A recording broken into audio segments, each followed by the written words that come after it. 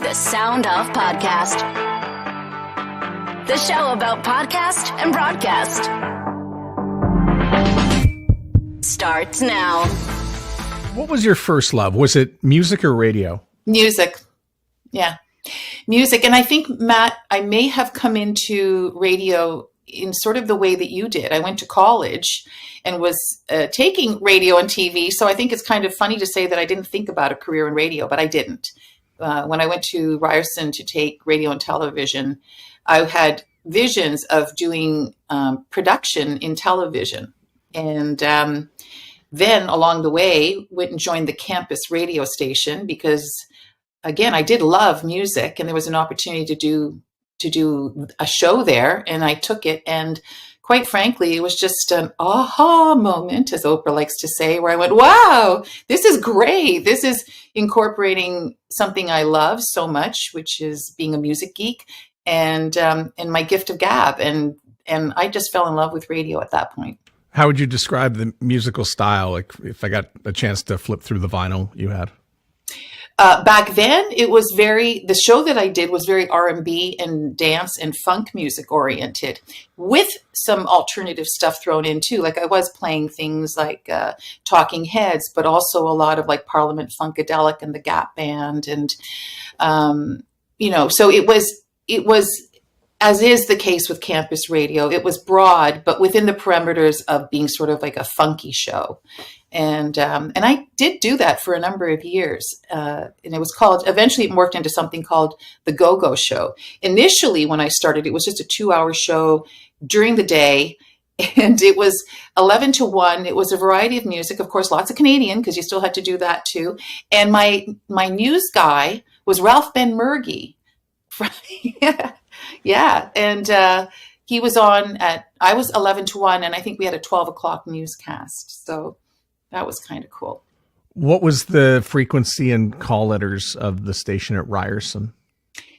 It was 88.1, and it is the station that ended up becoming indie when there was some licensing changes. So I think when I initially started, I think we were always 88.1. Either we were just broadcasting in-house or within the first year of me being there. I'm trying to remember the timeline. It got that FM license, and it got its broadcast, if I'm not mistaken, off the CBC tower that was downtown. And so it was a very small area that it covered in the downtown core. What came after the Go-Go Show? I got a job at an AM station in Brampton, 790 AM CKMW. And that station was half international Italian programming and half English programming. And the English programming that they did was very R&B and funk and dance oriented. So I ended up getting a show there. And here's the crazy thing. It was in Brampton in the same complex as CFNY. And we shared the front door. I walked through CFNY's, past their reception and everything, to the CKMW studios, where I ended up doing middays there, and I ended up being a music director there after Scott Turner. If you know Scott Turner, he was also at CKMW 790 before CFNY. And both of us eventually made it down the hall to CFNY. So you've got your funky records, which you're going to play on one station, yeah, and then you both kind of wind up on CFNY. These stations weren't co-owned, were they? They were before we got there, but when we got there, the ownership had already been divided, but they were still sharing the facility. They were still sharing the building. It was a strip mall in Brampton, the upper level of a strip mall. People think radio is so glamorous. It's not. Well, I've seen pictures of it. Yeah. In folklore, and people speak of these incredible, days at CFNY that I didn't even get to listen to because I didn't grow up in Toronto, but I've heard about it. So if you can encapsulate in whatever way you can, why that station was so special in that era. Well, because, and I do remember going to shows like the Pretenders and ska shows, and it wasn't music that was being played really in any other place. Campus radio would play some of these bands, the punk bands, the ska bands, some of the funky stuff that I just talked about. It wasn't going to get played anywhere else. But CFNY had a very free form format, and you could play that stuff. As a matter of fact, individual announcers, you could bring your records in and play a lot of stuff that you wanted. More on the overnights eventually. And as years went by, things got a little bit more restricted, as was going to happen. But nonetheless, it was the station that was playing such a great variety, and really what a lot of young people were listening to. It's not like you were going to hear a lot of this stuff on a Q107 or CHUM FM, who were, huge juggernauts in the market at the time, or, they were playing great music, but they weren't playing some of those artists at the time.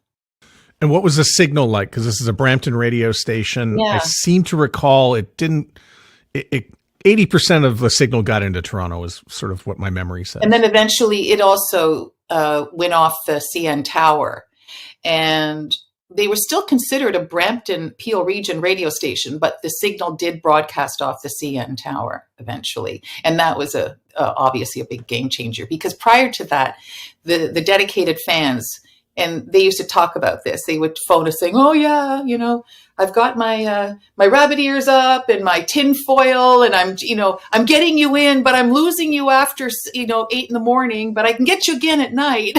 So after we got to the CN tower, it was a game changer.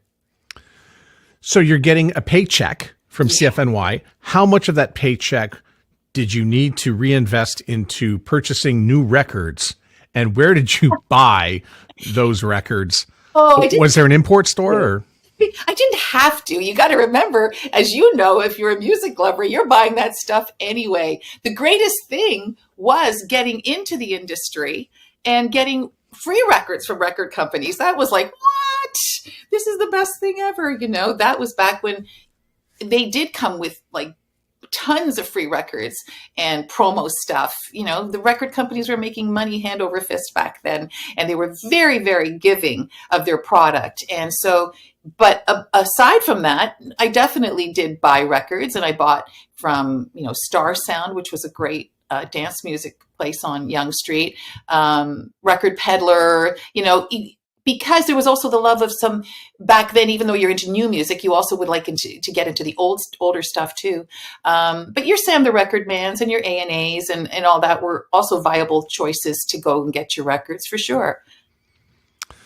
Did I hear that you wanted to be a record rep at one point? When I was first, before I even started at Ryerson, I had made a friend with a gentleman who was a record rep. He worked for Warner Brothers. And this was before I was starting at Ryerson. And I was intrigued by what he did. And this was late 70s. So I talked to him about it. And I said, gee, your gig seems pretty good. I wonder if that would be something that I should pursue.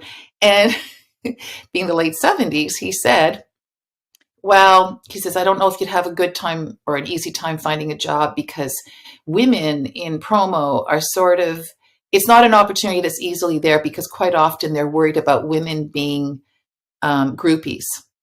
And, they're worried that you're supposed to be taking these artists around to interviews and things, but, they really don't want someone who's potentially groupie-like for that. And I'm like, oh, okay.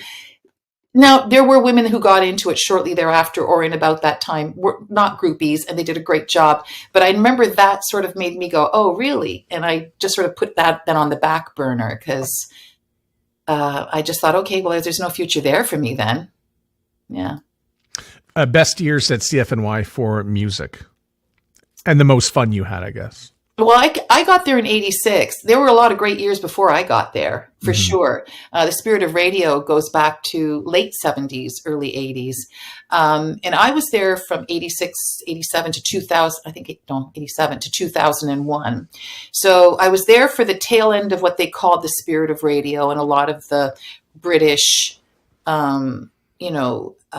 independent artists and sort of like the Depeche Modes and the Simple Minds when they were breaking out, and the U2s and things, which were also a carryover from my campus radio days too, because I played all those bands in campus as well. With CFNY, and actually, I got to say, I did that campus radio show until the Friday night that I started at CFNY. So even though I'd been working at CKMW, the AM station during the day, I would still host my weekly Friday night go-go show in Toronto, downtown Toronto. I kept both up. They didn't see that as a conflict, either one of them. But when I started at CFNY on the Friday nights, I had to give up the Friday night go-go show, the campus show. And then I was working at CFNY, and that was still, to me, an incredible era.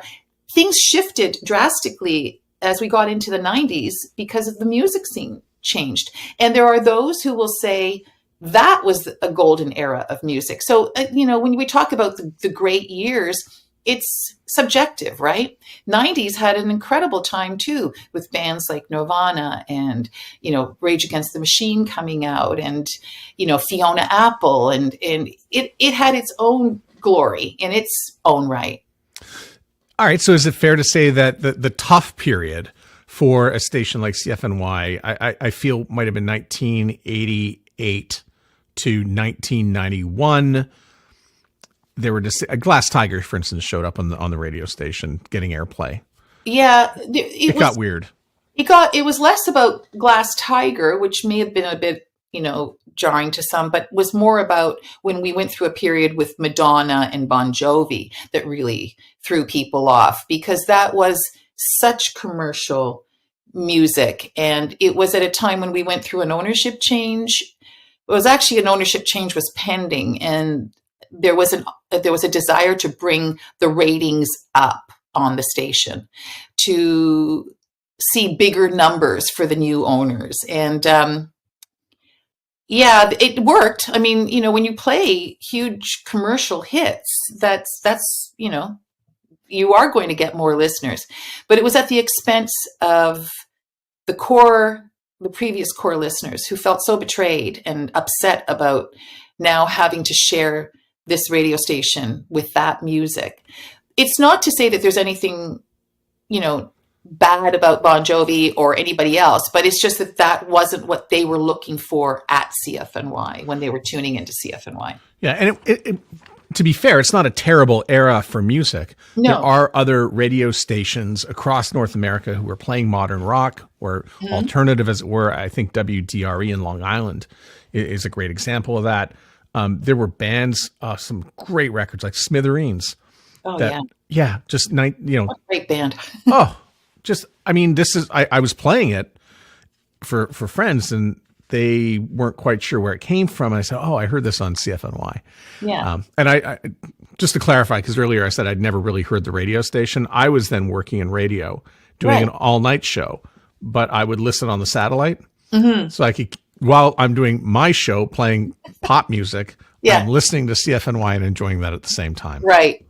Yeah. No, the CFNY audience was such a loyal one, and it was a strong audience. I think that, and I don't know enough about sales and business, but I always feel as though, and I always felt that CFNY was able to do well because the audience was so loyal to the brand. So even if you didn't have huge numbers, whoever advertised with you was going to do well because, for example, just as when I was 15 and I had the money to buy my first stereo system, I knew exactly where I was going to go. And it wasn't anywhere. I lived in Willowdale, but I went way out to Etobicoke to Fairview Electronics because Pete and Geets did their remotes from Fairview Electronics, and they had all these commercials on CFNY. So as a listener, this was well before I worked there. I just, had my money, and I was like, okay, well then I'm going to go to Fairview Electronics now and drop my $1,000 on my stereo system here. And that was very true of a lot of people in the advertising world that we were in. Tell me about interviewing artists. Yeah. There's a lot of interviews that are being conducted. That we're doing one right now, for instance. There's a lot of interviews being done on podcasts, and there's a lot of them being done badly. So I think for anybody who has the opportunity right now to take some notes, when an artist comes into the studio or you find out you're going to be interviewing, let's say, Depeche Mode or anyone, how do you prepare for an artist interview? absolutely research them and listen. In the case of an artist who's got new music, absolutely listen to their music, their new music, and if you can, even their older stuff, if you want to really know them. But you have to be prepared. When artists are coming in for interviews, it's not just for the heck of it. They're there to promote something. So be prepared to talk to them specifically about what they're there to promote in a knowledgeable way. So that means listening to it. And if you can, in this day, I keep thinking how great it is now because we can do so much research online. And Matt, you'll remember, I'm sure, that when we first started doing interviews, you were relying on buying Spin Magazine and Rolling Stone and whatever else source and getting the faxes, the bio fax from the record company, which was usually just a page. And so you really had to dig and find. And now definitely use the internet, but also be wary of the internet because sometimes what you're reading isn't accurate. So just do your research and listen to what they're there to talk to you about. Do you have a memorable interview? I have so many. I've been so blessed.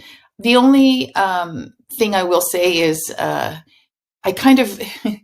It's not the case for anything from CHUM FM, which I went to in 2002 onwards. But prior to that, in the 90s, 80s and 90s, I don't think I kept almost anything. We did everything on reels, and those reels, I don't know where they ended up. And but I had a phone interview with David Bowie, which was like, what? I had a great interview with Chrissy Hind. I had a terrific interview with Elvis Costello. Unfortunately, the mic connection wasn't good, so I only got every third syllable out of that interview. Depeche Mode came in to see us a fair bit. Those were great ones from the 80s and the 90s. Of course, we had lots. In the 90s, I didn't do as many interviews because I was middays and we had an evening show called Live in Toronto. And so they mostly came in. I used to do Live in Toronto in the 80s, but in the 90s, I went to middays. And so most of the artists that came in the 90s were being interviewed for that show. In the 2000s, I got right back into doing a lot of interviews with CHUM FM, and there were some terrific ones there. Memorable one, George Michael was a terrific interview that I enjoyed. Madonna, which was memorable because I was just terrified. I had to go to New York to interview her, and I was very nervous about talking to her. I've had great interviews with Beyonce and Pink and Bryan Adams a couple of times. He can also be Bryan Adams is someone you better be prepared for, is what I'll tell you right now. If you're ever interviewing Bryan Adams, you just make sure your research is done. He's very good, but he's very particular about that. So if you go into Bryan Adams' interview and you have the same questions that the last 5 people had, it's not going to go well. I don't think that that's the problem, because I think they understand that you're getting your interview for your audience and someone else is getting their interview for their audience. A professional like Bryan Adams will understand that, and he will answer those questions as freshly as he did the first time. So there's nothing wrong with having the same questions, because you are trying to give your audience something, that you don't know if they're listening anywhere else or getting that information anywhere else. So I remember this from the awards ceremony last year. I think there was a picture of you on stage pregnant, and then somebody had said that you were doing an appearance at night, and then the next day you gave birth. Yes. Do you remember where the appearance was? Yep. The A Club. It was how wackadoodle is this? I was hosting all through the 80s and 90s. I hosted club nights. CFNY was really big on that, hosting nights. It was a big thing for the 80s and 90s to go dancing in clubs, and we'd show up, and I'd have a DJ usually spinning the tunes, but I'd be microphone in hand, giving out prizes and getting the crowd going and stuff.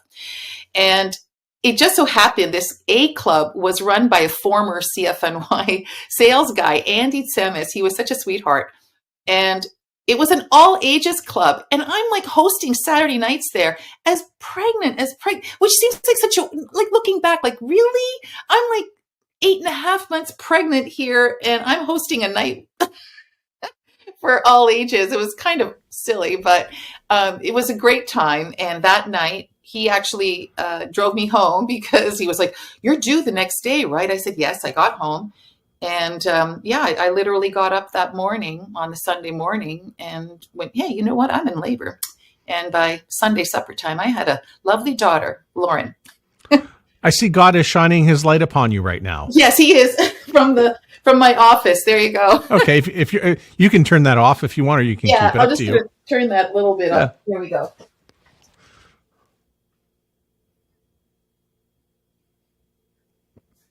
That's better, right? Yeah.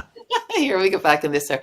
So yeah, no, that was funny. But I also worked until that Friday night with Scott Turner at CFNY, pre-recording stuff because I was going to be off for 3 months, and we wanted to have a whole bunch of stuff in the can. So that Friday I worked till, I don't know, midnight. That Saturday I went out and did a club gig, and then Sunday my daughter was born, and then I started my maternity leave. So I worked right up until the very last second. It was great.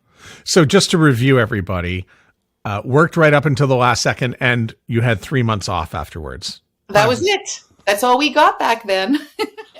Wow. Maternity leave is now much better, and I'm so happy about that for women because, that's great. Oh wow, that's incredible. Hey, it's still better than most states. I think they only get like 2 weeks or something in the U.S. I remember the uproar when Neneh Cherry performed at 7 months pregnant, and just the debate that took off after that. And I don't know why. When you're like, hold my non-alcoholic beer. Right, exactly. Why did you go to CHUM? Well, I got laid off from, first of all, I didn't get laid off from CFNY. CFNY did a restructuring, which basically means you're going to get laid off. But they were changing things around. So all of us, Humble and Fred in the mornings, myself on middays, and Alan Cross in the afternoons, we were basically told, want to explore some other things in the company, and if you don't, then we'll give you a package. So I thought, okay. And before I could figure out what I wanted to do, Stuart Myers, who had been the PD at CFNY, was now going to head up Mojo Magazine at 680, an AM station, a talk radio show for guys. 640. 640, thank you, sorry, 640. And he reached out to me and said, "Hey, listen, how about you join us here to do a 2-hour midday talk show?" And I thought, okay, so I did. I'd never done talk radio before. I looked at it as a new challenge, and accepted the opportunity. And it lasted from May till November of 2001. So I got to do talk radio through 9/11, which was really something. And it was an absolute learning curve for me because you couldn't throw to a record. You had to keep things going. If you didn't have a guest or they didn't show, you had to get callers, and sometimes that doesn't work. And I enjoyed it. I loved the experience. And I have so much respect now for talk radio hosts, talk radio show hosts, because it's a different challenge altogether. Anyway, so then I did that, but it really wasn't the right fit for me. It was weird. And they did lay me off from there in, I think it was October, November of 2001. And then I thought, well, that's it. My radio career may be done. And I started thinking about what I might want to do next. And I took a computer course, and I was doing this and that, and thinking about maybe I'll take a real estate course. And then I did reach out to a few other stations. And before I heard back, I actually got a call from Rob Farina from CHUM FM, who said, "What? You're not working? Let's talk." And I said, okay. So by January, I was there the following January. So I was only really out of work for a few months, which, I knock on wood here. I've got a wood desk here, knock on wood. I've been really fortunate. And I was welcomed into CHUM with open arms with all those legends there, Roger, Rick, and Marilyn at the time, and Ingrid Schumacher. Wow. I never dreamt that I would get an opportunity at a major, real grown-up station like that. Yeah, I mean, it's a blip in time. You going over to Mojo. Humble and Fred, I think, went as well to do mornings. Yeah. And, there's some comfort in there because Absolutely. Yeah, they were the ones who preceded you every day on. Yes. Yeah. So it makes sense. And, if I kind of look back at Mojo and think they didn't really give it enough time, like most AM experiments, they don't give it enough time. Right. But by the time you got laid off, were you comfortable doing talk radio, or was it just a drag and difficult?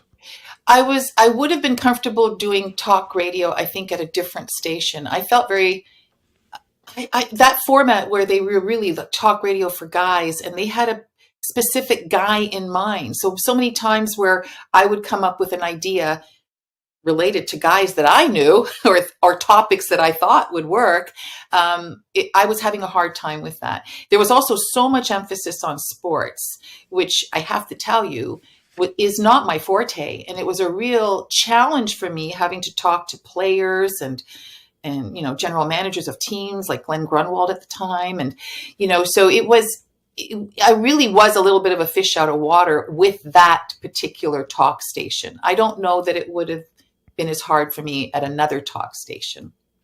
We recently spoke with Josie Dye, who's doing that move from alternative to pop.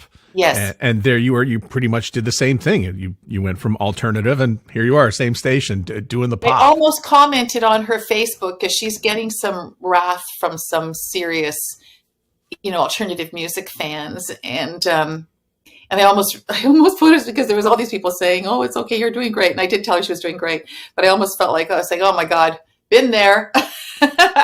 But you know what? There's a lot of people that will understand. And also, she made a good point, and this is what I've always said. For those of us who love music, we love all kinds of music. And when you say to someone like Josie, which she said people were saying, well, she's selling out. And it's like, well, this is what we do. We sell our time and our capabilities for a paycheck. So we've been selling out since like day one, if that's what you're thinking, selling. Like, I don't know what they mean by selling out. We're trying to make a living. So. Yeah, it's like when Metallica sold out. San Jose, LA, New York, Chicago, Birmingham, Alabama. Just because you embrace something else doesn't mean you still don't love what you were doing or what you were associated with before. I would hate to think that music lovers are so one-dimensional. Like, Josie still loves the bands that she loved before as well and talked about. She's just now able to also talk about a whole new set of artists and play different music that she didn't get to play before. Yeah, it's such a strange thing, especially with, coming from alternative. I mean, how many bands do you know that you interviewed who they didn't have any airplay, and next thing you know, they are on CHUM FM. Yes. And then, they used to hear that too. Like the artists did too. Oh, they sold out. It's like, well, again, when you're talking about how you make a living, whether it's selling your music or your broadcast capabilities or whatever, yeah, we've been selling out all along. We're selling our time. You got to play Beat the Bank a lot. Yeah, I sure did. And I ought to be the voice of Beat the Bank too for a long time. That's I was the lady of the $100. Oh, that was you. I was a Beat the Bank lady. Yeah. Oh, so that's probably one of the more durable contests out there. Oh, it still runs to this day, and it runs on multiple radio stations in different forms to get around copyright and all that stuff. So tell me, why does that radio contest work? Oh, you want to play along with it. Any contest that allows the listener to play along is a success. So Beat the Bank, you're listening and you're waiting and you're saying, no, you're joining them going, no, stop, don't go any further, or keep going, it's not enough, or whatever. You can join in. Just like with now, I think the biggest joy is listening to Stu in the mornings doing his Stu Jeffries $1,000 minute, because it's quiz, it's questions, and you're playing along going, I know that one. You're answering the questions with the person. So whenever any contest that invites the listener to participate in that way is going to be a success. Was there ever a moment where you thought or considered you might move to another market, or have you just been so entrenched in Toronto and so ingrained in the fabric of the city and the music scene that it just wouldn't happen? There were a couple of opportunities that were presented that I maybe could have acted upon, but because I'm from Toronto and I came from a very small family, this is my home, and I felt I have an extreme loyalty, family first for me on anything. So when there was a period of time way back when I was with CFNY, to go down to the States, I was talking about an opportunity in Chicago to someone. I said no. I shut it down right away because I had my daughter was little, and I wanted to be close to my parents or grandparents, and for my partner at the time, the States wasn't a viable option. So, family first. So I didn't do that one.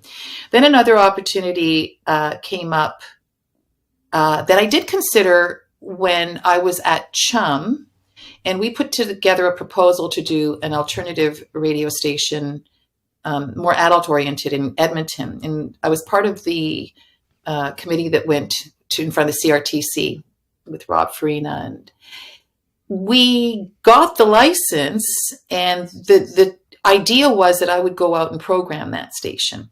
And we got the license. However, the next thing that happened before it could be materialized was that CHUM got bought by CTV Bell Globe Media.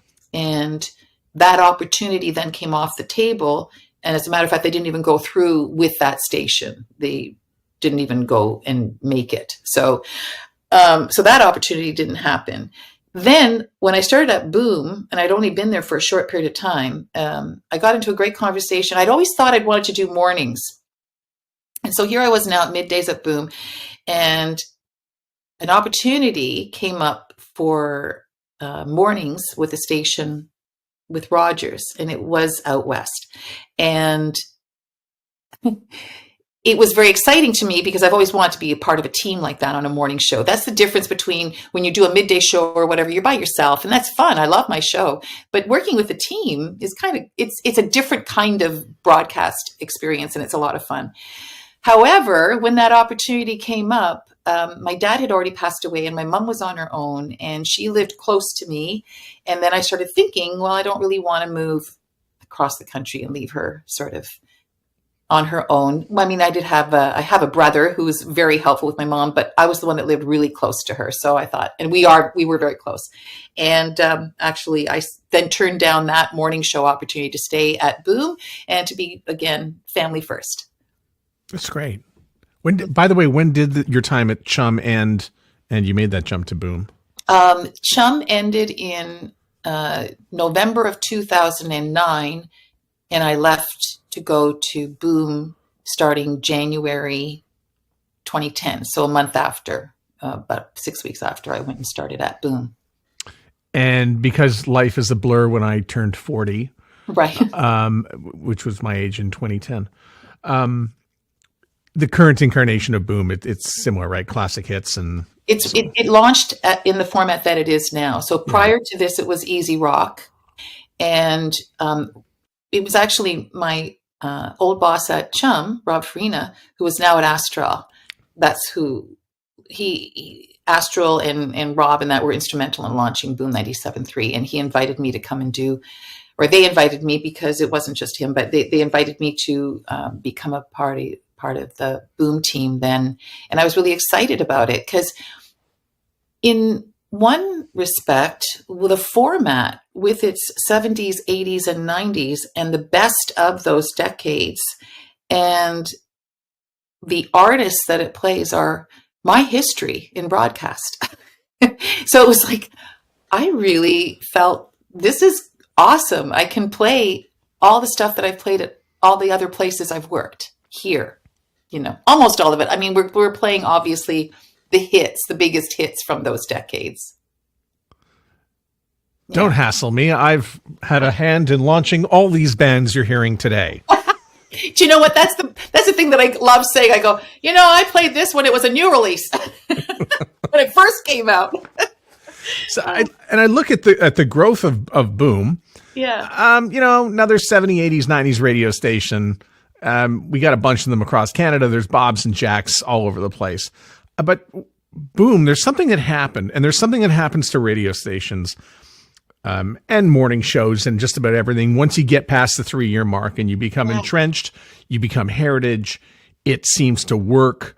It's a theory that I brought up a number of times on this show, namely with Valerie Geller, and I'll probably just insert the clip again right here. Why does it take 3 years to build a podcast or a radio station or a morning show? And it's because 3 years is 1,000 days, and generally that's habit forming anytime you do something 1,000 times. So you get to about 2013, and you start beating Q. Yeah, it was pretty phenomenal. And I think also too, the success of Boom, as far as the 70s, 80s, 90s in a retro format, you had to wonder, is it going to fly? Because many times it didn't. I think really what set us apart from the beginning was that we played music from the past, but we didn't broadcast talking about the past. I mean, we would give little things, but everything we talked about was current. It wasn't like I was going to go on air. If I went on air and only talk about things that happened 30 or 20 years ago, we were very much talking about very topical things and events, and we were current. It's just that the music was older. That's all. So the question I had is, why is the brand so durable? That's why. I think it's because what we're doing is still current. I'll go in and talk about The Bear on Disney Plus and what a great show it is. And every once in a while I'll say, oh yeah, we do. Obviously we'd say things like, 30 years ago today, this happened or whatever, but we don't live in that. We don't spend an awful lot of time with that. The music is going to stand on its own anyway. So I think we just try to be very much in today. And you're working with a group of people, Steve Jones, Steve Parsons, Troy McCallum, who all music lovers.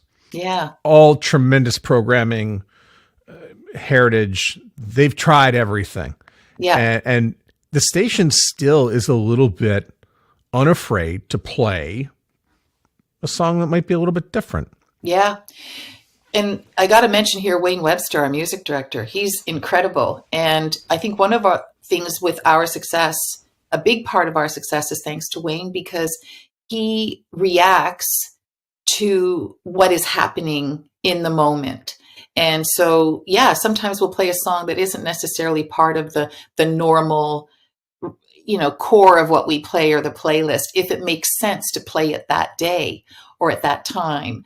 And he reacts to things like, for example, the weather. If it's a gorgeous day and it's unusual to have this kind of a beautiful day, and someone calls me and says, I want to hear Lighthouse, Sunny Days, I just call Wayne and say, hey, listen, let's make this happen. And he's like, oh yeah, that's a great idea. And so we work with our audience and with the moment more than anywhere else that I'd worked in quite some time. Not afraid to sort of change things on the fly, which is key, I think, to tapping into what your listeners want. All I can think about is, oh shit, I forgot to mention Wayne. Yeah, that's okay. Oh, I'm in so much I got trouble. it in there. I knew you were thinking it. There were just so many names to have to remember. Damn, I'm in big trouble now for that. Oh, yeah. I'm going to tell him, too. Before even this airs, I'm going to mention it. One of the things that came up, I mean, you being a winner of the Rosalie Tromblay Award, and that's, the ratio of men to women in radio has been fairly unequal for many, many years, and still remains to this day.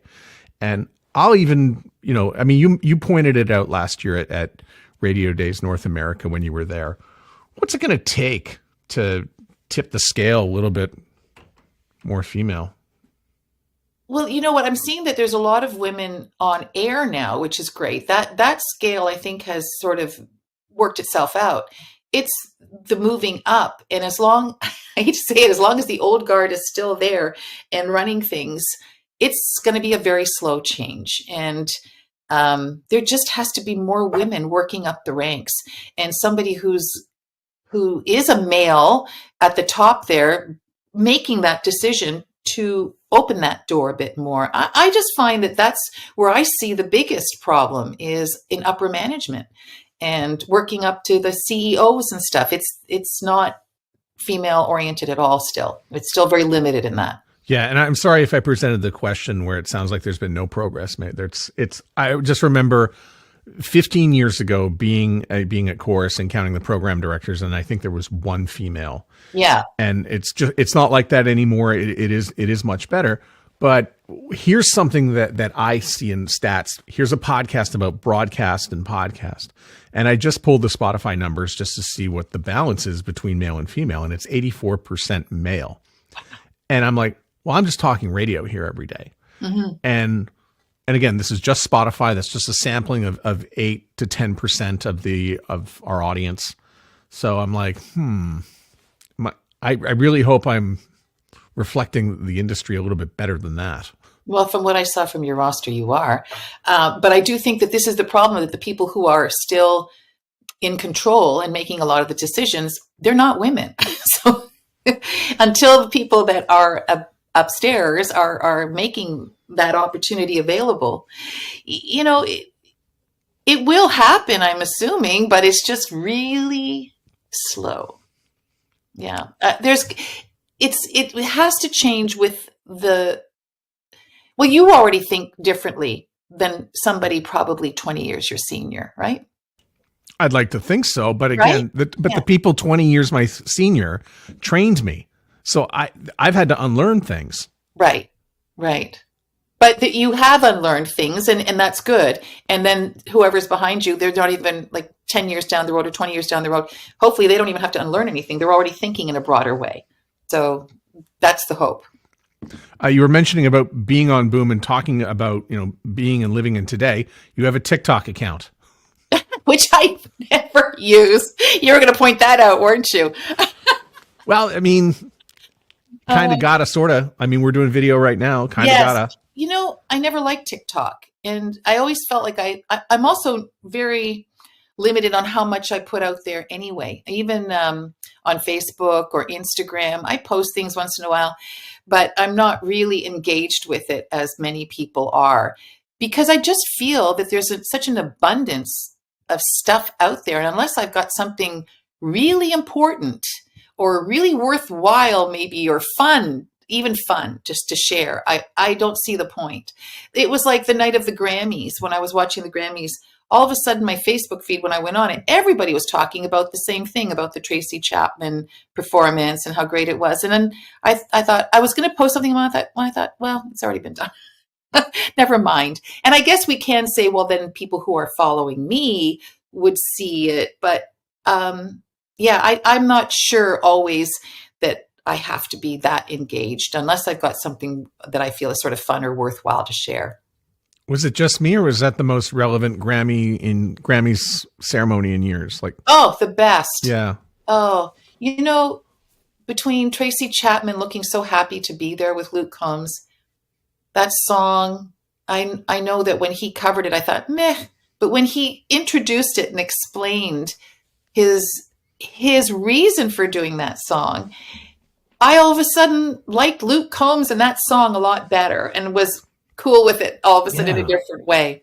The other one that really moved me to no end, and I'm sure a lot of people felt the same way, was Joni Mitchell's performance of Both Sides Now, a song that she wrote when she was like 20, which when you listen to the lyrics, how did such deep and wise lyrics come from someone so young? It's almost like she's grown into that song at 80. It has a different and more substantial relevance now. When she sang it, my heart just was, exploding. Yeah, truly an old soul. Yeah. You mentioned the backstory, and I thought the Grammys, whoever produced this thing, just did a great job about putting into context whatever we were about to watch. And I turned to the people I was watching the show with, and by the way, the Gen Zs have no time for this show. There are no Gen Zs in the house who want to see this thing. They are off doing their own thing. They are gaming and doing other things. Yeah. So I kind of feel like the Grammys were maybe a little bit set for older people. However, framing the Luke Combs story about driving in the truck with my dad, who would play the song. It became my favorite song long before I knew what music was.